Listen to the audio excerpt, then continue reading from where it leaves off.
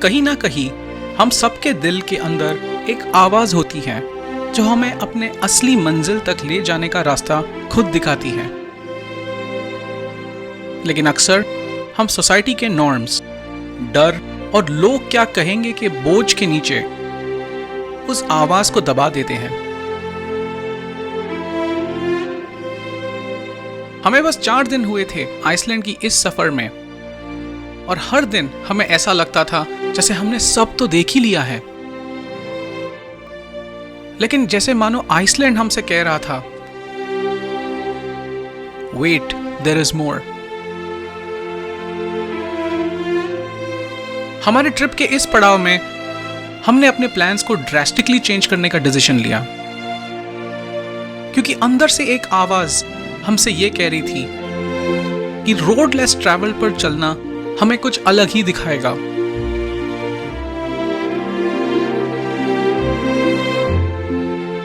इस leg of the journey ने हमें यह रिमाइंड किया कि कभी कभी बस दिल की सुननी ही चाहिए, क्योंकि सच तो यह है that your heart already knows the way, you just have to trust it and follow.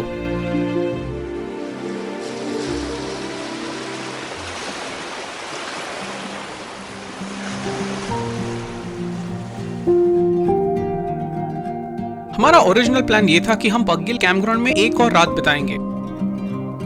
Since मेरा आज बर्थडे था, शाम का प्लान ये था कि हम केव वाले डाइनिंग रूम में पार्टी करेंगे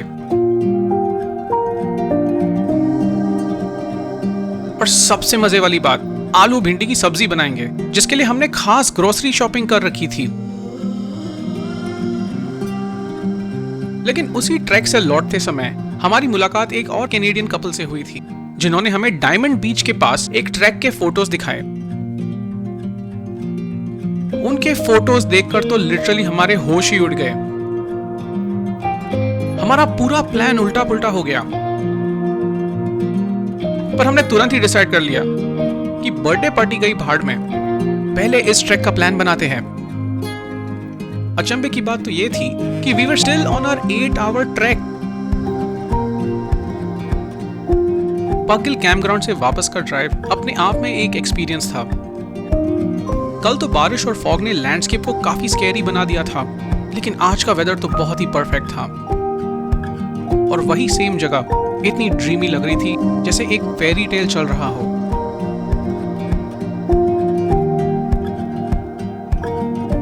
आइसलैंड की यही ब्यूटी है, वेदर के साथ पूरा व्यू चेंज हो जाता है, लैंडस्केप की पूरी अलग फील मिल जाती है।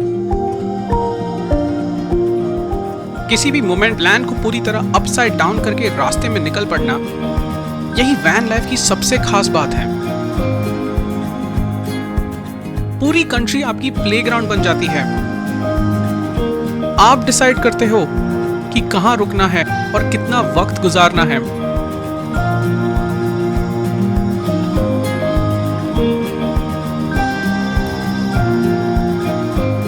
इस ड्राइव पर हर 2 मिनट वैन को साइड में पार्क करके फोटो लेने का मन कर रहा था, लेकिन हमें सनसेट तक डायमंड बीच पहुंचना था, सो रेस अगेंस्ट टाइम चल रही थी।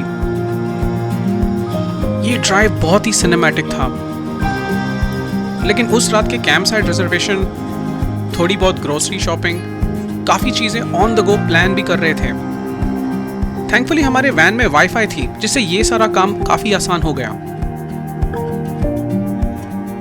पगगिल कैंपग्राउंड के वोल्केनिक फील्ड्स अब ग्लेशियर फिल्ड माउंटेन्स में बदल चुके थे। मैं उस दिन पूरी तरह कन्विंस हो चुका था कि जिंदगी को कभी पूरी तरह प्लान नहीं किया जा सकता, उसे सिर्फ जिया जा सकता है, एक मोमेंट से दूसरे मोमेंट तक। 10 मिनट प्लान्स और रैंडम डिटोर्स ही होते हैं जो जिंदगी के सफर में एक अलग रंग भर देते हैं, जैसे एक अनएक्सपेक्टेड तड़का जो आपके घर के बनाए हुए दाल को भी 5 स्टार वाली बना दे।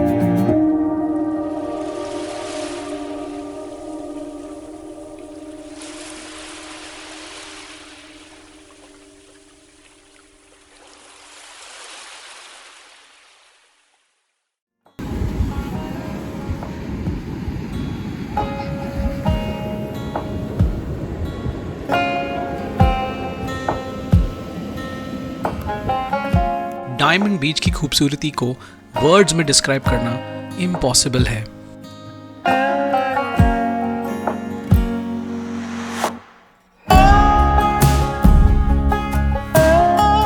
उस शाम डायमंड बीच पर चलते हुए ऐसे लग रहा था जैसे time had come to a stand still.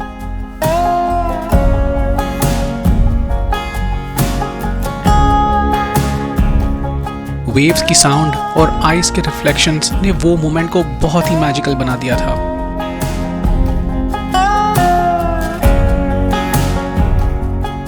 वहां आइसबर्ग्स के छोटे टुकड़े ब्लैक सैंड पर स्कैटर्ड डायमंड्स की तरह लग रहे थे। वहां हमारे अलावा हार्डली कोई और था। It was truly a surreal experience.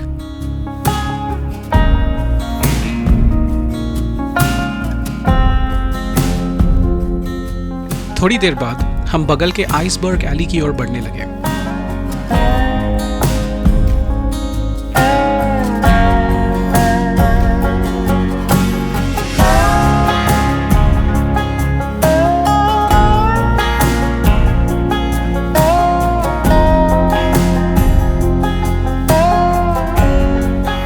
Iceberg Eli वो जगह है जहां ग्लेशियर से टूटे हुए आइसबर्ग्स अटलांटिक ओशन की तरफ रवाना होते हैं।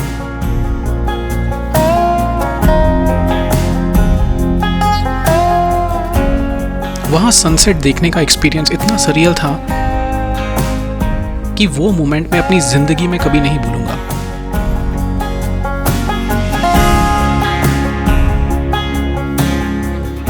बस इतना कह सकता हूं कि इस सरीन व्यूज के साथ with the person that matters the most, ये मेरी लाइफ का सबसे स्पेशल बर्थडे था।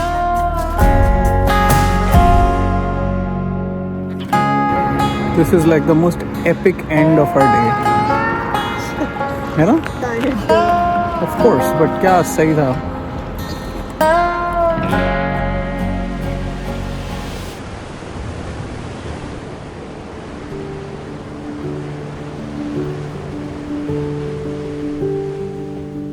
जब हमने उस रात कैंप साइट पर चेक इन करा तो इतनी थकान थी कि डिनर का भी मन नहीं करा और बस 8 बजे ही हम सो गए।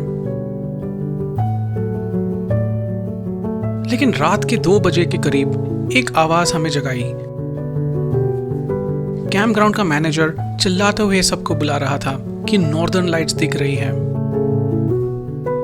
कोल्ड, हंग्री और थके हुए हम बाकी कैंपर्स के साथ बाहर जाकर खड़े हो गए। कनाडा में हमने कई बार नॉर्दर्न लाइट्स को देखा था और इस बार नॉर्दर्न लाइट्स से भी ज्यादा थ्रिलिंग हमारे बगल में खड़े कैंपर्स के चेहरे को देखने में था, जो दुनिया के अलग अलग कोने से सिर्फ इस मोमेंट को देखने आए थे। उनकी आंखों में ये खुशी देखकर मुझे 7 साल पहले का वो अपना पहला एक्सपीरियंस याद आया जब मैंने ये लाइट्स कनाडा में पहली बार देखी थी।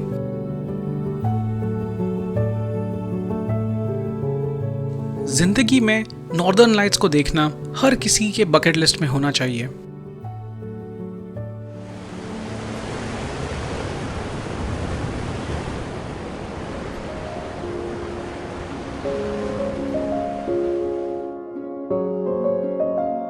Yeah, I'm not going to try pronouncing this name. देर रात नॉर्दर्न लाइट्स को देखने के चक्कर में पूरा स्लीप स्केड्यूल मेस्ड अप हो चुका था। हम फिर से ट्रेल पर आ चुके थे। पिछले हफ्ते मुझे एक सब्सक्राइबर का ईमेल आया, ये पूछते हुए कि मैंने आखिर YouTube चैनल स्टार्ट ही क्यों किया। ऑनेस्टली ये सवाल सुन के मुझे खुद सोचना पड़ा। कभी कभी जिंदगी में आपको दूसरों की पुश की जरूरत होती है और मेरे केस में ये पुश मेरे क्लोजेस्ट दोस्तों से आया। For years, I have been sitting on a mountain of travel footage, camera gear, and unused editing softwares. हर बार मैं प्रोक्रेस्टिनेशन का एक्सक्यूज लेके टाल देता था, लेकिन इस बार क्रिसमस के हॉलिडे सीजन के दौरान ऐसा लगा कि let's put it all out there. मैं हमेशा से प्रोक्रेस्टिनेशन से स्ट्रगल करता आया हूँ, शायद ये प्रोक्रेस्टिनेशन नहीं बल्कि एक परफेक्शनिस्ट बनने की कोशिश का नतीजा है, या फिर ये वो डर है कि जिन वीडियोस पर मैं घंटों तक काम करता रहा वो शायद किसी को पसंद भी ना आए। ये एक साइड हसल जैसा नहीं बल्कि एक पैशन प्रोजेक्ट सा बनता जा रहा है। लाइफ में हम सब अपनी अपनी फाइट्स लड़ रहे हैं, पर इस चैनल के साथ रेगुलरली वीडियोस पोस्ट करना मेरे लिए एक थेरेपी सा बन गया है, and it is something that I truly look forward to every single day. Regularly videos post करना मुझे याद दिलाता है कि ये ज़रूरत नहीं है कि सब परफेक्ट हो, लेकिन कंसिस्टेंसी और अपना बेस्ट देना वो सबसे ज़रूरी है।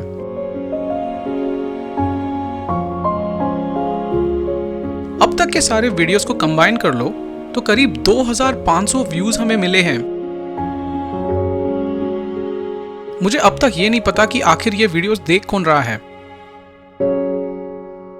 पर ये एक प्रोसेस है जिसमें मुझे बहुत मजा आ रहा है। कौन जाने आगे क्या हो सकता है इसमें,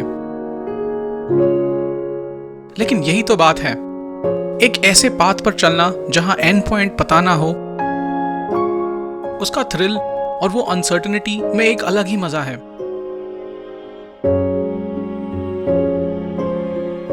जो कोई भी ये वीडियो देख रहा हो, मैं ये जेन्युइनली चाहता हूं कि आप आपके कंफर्ट जोन से बाहर निकल के कुछ नया करो। Whether it is starting a YouTube channel, एक नया स्किल पर काम करना, या किसी एक पुरानी हॉबी को फिर से एक्सप्लोर करना। जिंदगी का असली मजा वही है जहां आपको पता नहीं कि आप एंड में कहां पहुंचोगे। Dear subscriber, I hope that answered your question.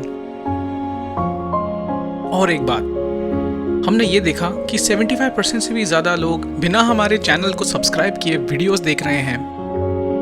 अगर आप हमें सपोर्ट करना चाहते हो इस चैनल को और ग्रो करने, तो सब्सक्राइब बटन को हिट करना बिल्कुल ना भूलें। See you next time.